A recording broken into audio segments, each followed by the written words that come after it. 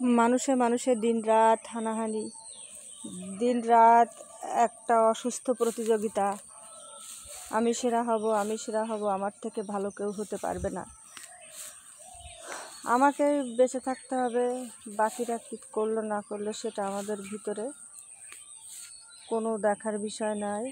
আমি আমাকে প্রমাণ করব। মানুষের ভিতরে প্রতিনিয়ত লড়াই চলেছে, ধর্মের সাথে ধর্মের না, ধর্মের সাথে ধর্মের কখনো লড়াই হয় না, মানুষের সাথে মানুষের লড়াই হয়। প্রতিনিয়ত লড়াই চলেছে মানুষের বিবেকের সাথে, মানুষের ভালো মন্দর লড়াই। এই লড়াইগুলো আমাদেরকে কখনো সুস্থ থাকতে দেয় না, এই লড়াইগুলো আমাদেরকে নীরবে ধ্বংস করে ফেলে। এই লড়াইগুলোর জন্যই আমরা এগোতে পারি না। আমাদের ভিতরে হিংসা তৈরি হচ্ছে প্রতিনিয়ত। মানুষ, আগে আমরা সবাই মানুষ ছিলাম, কিন্তু এখন আর মানুষ নেই। এখন আমরা একজন করে হয়ে গেছি, সবাই মিলে মানুষ আমাদের আর থাকা হয়ে ওঠেনি।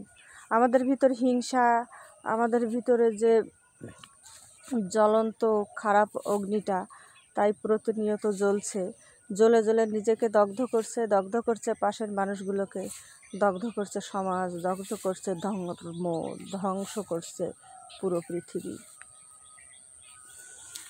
এভাবেই আমাদের মানব সভ্যতা ধীরে ধীরে সভ্যতার লেবাস হারাচ্ছে, হারিয়ে যাচ্ছে মানুষের মনুষ্যত্ব, বিবেকবোধ, ন্যায় বিচারবোধ। সবাই ভাবছে আমি কেন দোষের ভাগ হব, আমি কেন দোষের ভাগ হব। কিন্তু দোষ গুণের কোনো কথা নেই। যেটা খারাপ সেটা তো অবশ্যই খারাপ, আর যেটা ভালো না সেটাকে কখনো ভালো প্রমাণ তো করাই যাবে না। আমরা যদি ধীরে ধীরে ধীরে ধীরে চলে যাই সেই আবার সত্যের দিকে, তাহলে কি সত্য রক্ষা হবে? এক ঝটকায় আমরা খুব সহজে খারাপ দিকে চলে আসতে পারি, কিন্তু সেখান থেকে ফিরে আর কখনো ভালোর দিকে ফিরে যেতে পারি না। কারণ ওই যে আমরা শুধু খারাপ হতেই জানি, আমরা তো জানিই না কি করে ভালো হতে হয়।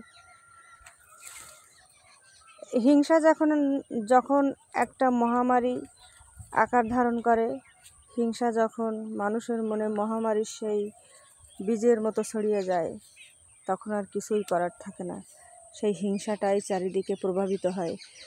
কিন্তু কোনো বিবেকবান মানুষ থাকে না যে এসে সেই হিংসাটাকে প্রতিহত করে, সেই হিংসাটাকে প্রতিরোধ করে আমাদেরকে বাঁচিয়ে তুলবে। আর আমরা নিজেরাও জানি যে কিভাবে বাঁচতে হয়, কিন্তু আমরা কেউ বাঁচতেই চাই না হিংসার হাত থেকে।